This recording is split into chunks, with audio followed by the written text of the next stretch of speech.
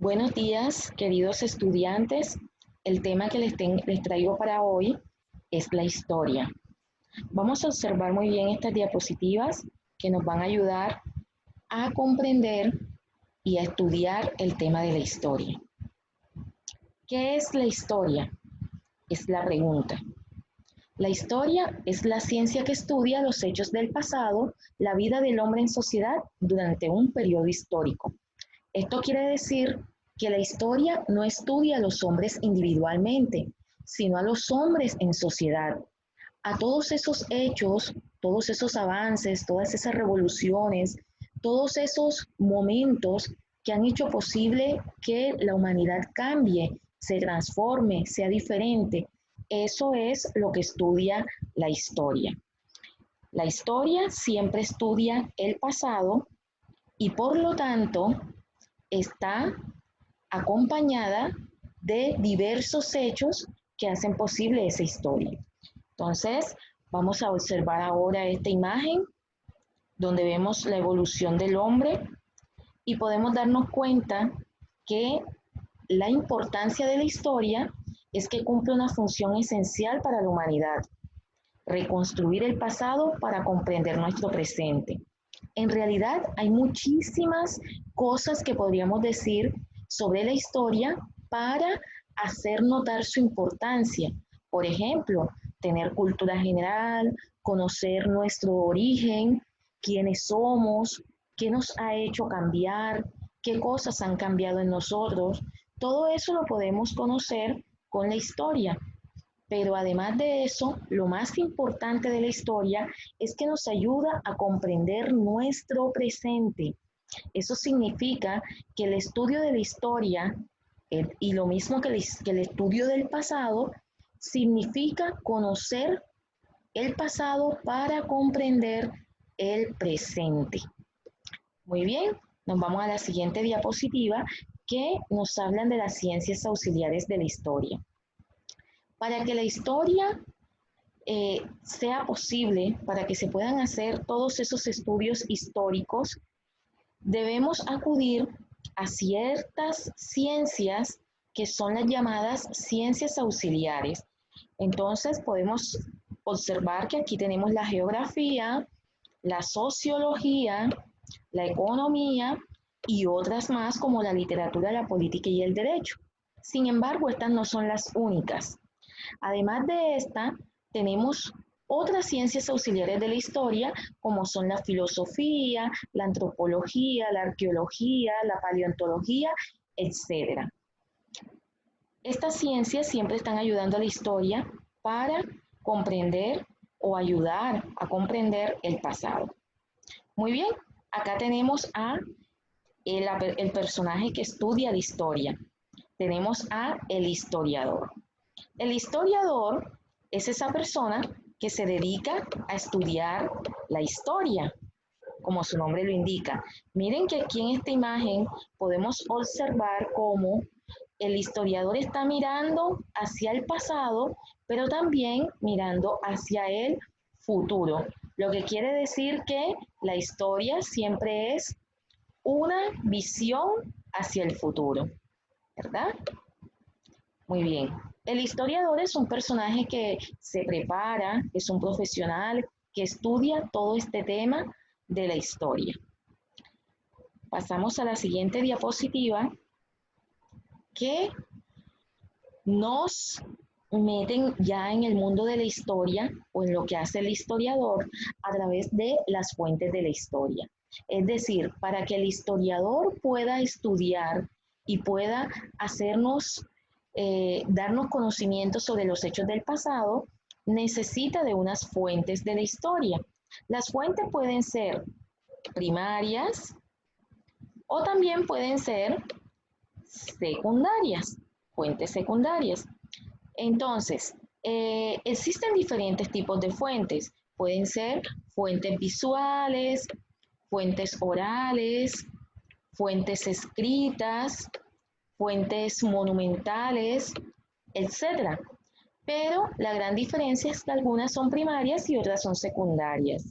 Estas no son las únicas, pueden existir más. Acá tenemos las iconográficas, las estadísticas, etc. Lo importante de esto, o que hace que se dividan en primarias y secundarias, es que, por ejemplo, si una fuente ocurre en un momento dado del hecho histórico, es decir, en el momento preciso en que se realizó el hecho histórico, podemos decir que es una fuente primaria. Un ejemplo, una foto que tomemos de la Revolución Francesa. Esa foto es una fuente primaria porque fue tomada en el momento de esa revolución. Pero si después consultamos un libro que escribió otra persona, esa es una fuente secundaria. ¿Por qué razón? Porque ya es escrita por otra persona, no es del momento que se está estudiando. Bien, entonces por eso las fuentes son tan importantes en la historia. Tenemos acá a las edades. El tiempo es fundamental en la historia. ¿Esto qué quiere decir? Que nosotros podemos estudiar la historia, pero lo más importante es saber o ubicarnos en el tiempo histórico que estamos trabajando. La historia define varios tiempos históricos. Nosotros podemos hablar en historia de lustros, que son 5 años, podemos hablar de milenios, que son 1000 años, siglos, que son 100 años, las eras que son más, son milenios, son más de un milenio.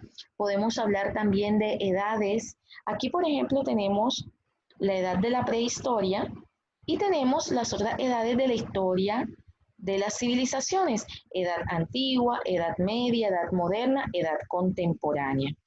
Entonces, vamos a definir primero la edad de la prehistoria. La prehistoria se divide en 3 periodos o también edades: el paleolítico o edad de piedra, el neolítico o edad de bronce y la edad de los metales. En cada una de estas edades se desarrollaron procesos históricos fascinantes, se dieron grandes invenciones, por ejemplo, la invención de la escritura, la invención de la rueda, que son fundamentales para nuestra historia y para nuestra sociedad actual. Pero también se hicieron descubrimientos fascinantes, como por ejemplo, se descubrió el fuego, se descubrió que el hombre piensa, se descubrió además la agricultura, la ganadería. Miren que en un primer momento, en la edad de piedra, el hombre era nómada, vivía de un lugar a otro, cazando, recolectando, pescando, pero ya en el periodo neolítico o edad de bronce, el hombre se vuelve sedentario y es precisamente por el descubrimiento de la agricultura y la ganadería. Y en la edad de los metales, pues ya es la época del esplendor en los inventos, en los adelantos tecnológicos, y obviamente surge la sociedad actual organizada en grandes civilizaciones. Se inventa la escritura y por supuesto surge la historia. Aquí tenemos una imagen que nos evoca a la época de la prehistoria. Estos señores están en una cueva o en una caverna, como también se le llama. Y aquí podemos observar que están tratando de hacer fuego. En la época de la prehistoria también se da una forma de escritura, por decirlo de alguna manera, que en realidad no era una escritura, pero era un arte.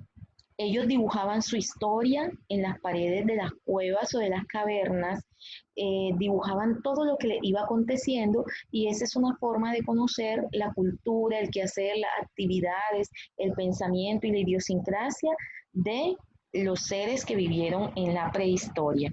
Arte rupestre se llama este modo de expresarse.